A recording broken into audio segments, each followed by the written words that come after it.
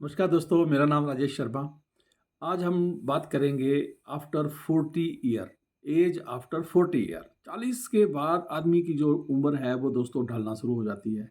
और ढलती हुई उम्र में आदमी का के जो सपने होते हैं ना वो बिखरना शुरू हो जाते हैं, टूटना शुरू हो जाते हैं। चेहरे चेहरे पे मायूसी और माथे पे सकीन जो सलवटें आना स्टार्ट हो जाती हैं। दोस्तों, इससे कैसे बचना है, क्या करना है, आज हम इसके बारे में बात करेंगे। बेसिकली हमारी जो ग्रोथ होती है दोस्तों वो 35 साल तक ही सस्टेन होती है। 35 साल तक की एज में हम अच्छे से फलते हैं, फूलते हैं, बढ़ते हैं। कुछ भी कर लें, हमारी बॉडी के ऊपर कोई ज़्यादा असर नहीं पड़ता है क्योंकि हार्मोन्स बनते हैं बोन मैरो में। डेली एक बच्चे के एक खून की 750 ml की बोतल बनती है। बच्चे में इतनी मतलब तड़प होती है कि वो खेलना, उछलना, कूदना, भागना सब कुछ करता है। बोन मैरो में खून तो सारी उम्र बनता है लेकिन उसकी मात्रा धीरे धीरे धीरे धीरे कम होती जाती है। अब जैसे 40 पार कर जाते हैं, आपकी ग्रोथ बिल्कुल ही बंद हो जाती है। आप बिल्कुल भी कुछ नहीं कर पाते हो। और दूसरे इस एज पे आकर के क्या होता है, आपके जिम्मेवारियां बढ़ जाती हैं।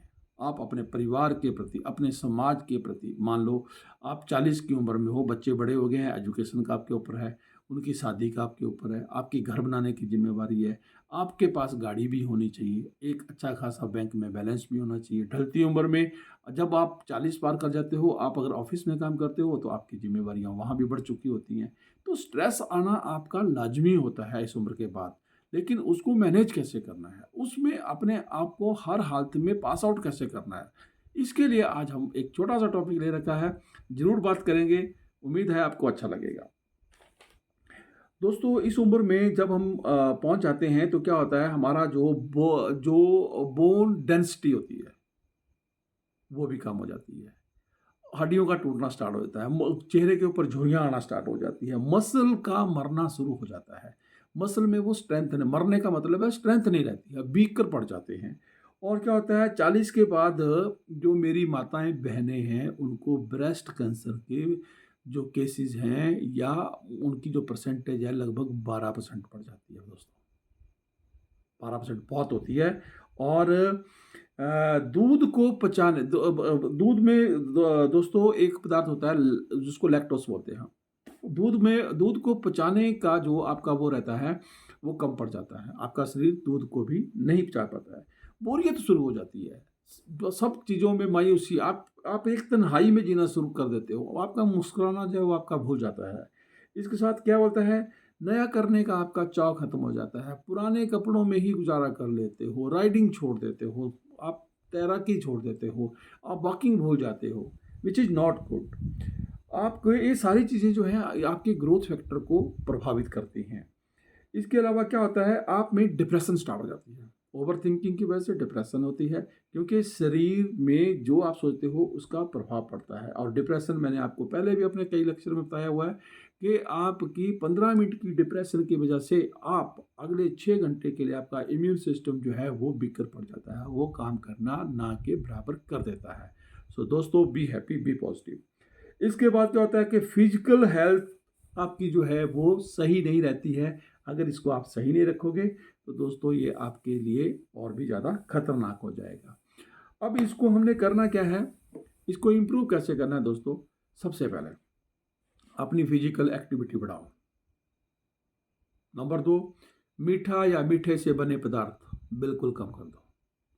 दोस्तों, चीनी चाय में अगर बिना विदाउट शुगर टी लेते हो बहुत बढ़िया, बल्कि चाय को छोड़ दोगे तो और भी बढ़िया है। लेकिन ये आपके ऊपर मुनसर है, आप कर पाते हो या नहीं कर पाते हो।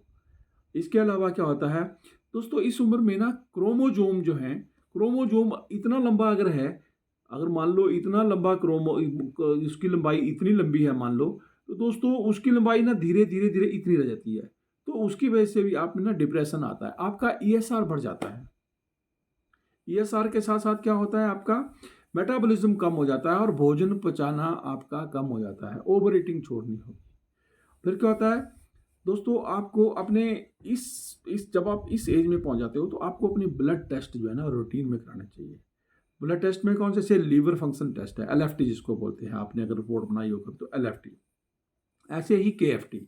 किडनी फंक्शन टेस्ट हो गया, आपका लिपिड प्रोफाइल हो गया। ये सारी चीज़ें जो आपको बिल्कुल सही कर रखनी चाहिए। अपना मेटाबॉलिज्म चेक करो। क्या होता है मेटाबॉलिज्म? मेरा वजन 80 किलो है, तो 80 किलो, मेरी हाइट कितनी है? 1 मीटर 70 सेंटीमीटर, 170 सेंटीमीटर है, तो 1 मीटर 70 सेंटीमीटर है ना, तो 80 को 1.7 से डिवाइड कर लो। जो फैक्टर आता है वो आपका बीएमआई है। आपका जो बीएमआई का फैक्टर है वो 18 से 25 के बीच में होना चाहिए।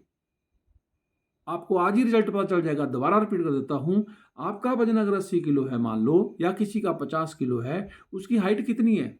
मान लो 160 सेंटीमीटर है, तो वो 160 को मतलब 1 मीटर 60 सेंटीमीटर हुई, तो मतलब 50 को 1.60 से जब आप डिवाइड करोगे तो जो फैक्टर आएगा आगे, जो गुणा भाग करके जो आपका आ रहा है आगे, वो आपका बीएमआई है, बॉडी मास इंडेक्स। ये आपका कितना होना चाहिए? 18 से 25 के बीच में होना चाहिए। आपका कितना आ रहा है आप चेक कर लो और उसके ऊपर फोकस करो, उसको कंट्रोल करो। राइट। आगे बोलता है न्यूट्रिशन। दोस्तों हेल्दी फूड खाओ। मीट, अंडा, मछली, दूध या दूध से बने पदार्थ इनको मत खाओ। साग सब्जी जो है, आपकी दालें हैं, साग है, सब्जी है, इन चीज़ों को खाओ। सिंगल गेहूं के ऊपर, सिंगल चावल के ऊपर मत रहो। आटे में आप मिक्स आटा खाओ। मिक्स आटा कैसा होता है? मान लो आपने गेहूं में आपने जौ डाल लिए, आपने रागी डाल ली, आपने अरहर डाल लिया, आपने उसमें जौ क्या बोलते हैं ज्वार डाल ली। आप उसमें कुछ इंग्रेडिएंट बढ़ाओ, उसमें सोयाबीन डाल लो, फिर उस आटे को पिसवाओ, फिर उस आटे को खाओ। और खाना कितना है? 5 मील इन अ डे। ब्रेकफास्ट कभी स्किप मत करो। लंच में 3 रोटी खाते हो तो सिर्फ 2 खानी है। डिनर में आपको अगर 3 रोटी खाते हो तो 2 खानी है। और मॉर्निंग में आपने स्नैक्स जरूर लेने हैं, मतलब आपके ब्रेकफास्ट के बाद आपने 10 बजे के आसपास स्नैक्स जरूर लेने हैं। स्नैक्स का मतलब बिस्किट, कॉलगेट, ये जो आपकी दूसरी चीज़ें होती हैं ये नहीं लेनी है। आप फ्रूट लो। और लंच से पहले आधा घंटा आपको सैलेड खाना चाहिए। सैलेड कभी भी सब्जी के मतलब लंच या डिनर के साथ नहीं खाना चाहिए, उससे पहले खाना चाहिए। आप सिर्फ प्याज खा सकते हो दोस्तों इसके साथ में, अपने लंच या डिनर के साथ में, और बाकी जितना भी सैलेड है वो आपको उससे पहले खाना होगा। इसके अलावा दोस्तों आपको क्या करना पड़ेगा? कैल्शियम बहुत ज़रूरी है। कैल्शियम का अपनी बॉडी में ध्यान रखो। एक आदमी को लगभग एक दिन के लिए 900 से 1200 ग्राम जो है, ml जो है, आपको हर दिन कैल्शियम की ज़रूरत होती है। ऐसी चीज़ें खाओ जिनमें इसकी भरपूर मात्रा हो। आउटडोर आप घूमने फिरने जाओ, बच्चों को लेके जाओ, उनके साथ पिकनिक मनाओ, बच्चों के साथ हंसो खेलो। Give your some time to your kids. बच्चे बन जाओ, घोड़ा बन जाओ, उनके साथ गुल्ली डंडा खेलो, क्रिकेट खेलो, बॉल खेलो। अरे जो वो करते हैं उसमें घुस जाओ। It will increase your gut health. इसके अलावा कम से कम भी 8 घंटे की नींद भरपूर लो। रात को 10 बजे से लेकर के सुबह 6 बजे तक सोना ही सोना है। कुछ भी हो कम, बट में you have to go to your bed. Health का पूरा ध्यान रखो। फैट को कम करो, फैटी चीज़ें लेना बंद करो। दोस्तों सरसों का तेल सबसे बढ़िया होता है, उसी को यूज करो। घी, तेल या इनसे तली भुनी चीज़ें, दोस्तों इसको बंद कर दो। अब इस उम्र पे ये आपके लिए सुटेबल नहीं है। आगे बोलता है कम से कम भी आपको 10,000 कदम डेली चलना चाहिए। आदत बनाओ। 1200 कदम के ऊपर लगभग 1 किलोमीटर हो जाता है। 12 8 96, लगभग आपको 8 से 10 किलोमीटर शाम तक आपका होना चाहिए। अगर कोई मेरी माता बहन बोलती है कि मैं किचन में यही करती हूँ, सारा दिन काम करती हूँ, वो इसमें नहीं आता है। इसके अलावा एक कमरे से दूसरे कमरे में जाओ, अंदर जाओ, पौड़ियाँ चढ़ो, फिजिकल एक्सरसाइज जरूर करो। एटलीस्ट आधा घंटा अपने को वर्कआउट में दो। दोस्तों एक और छोटी सी बात बोलूँगा जिसको हमारे बुजुर्ग भी कराते थे, आप लोगों को पता है।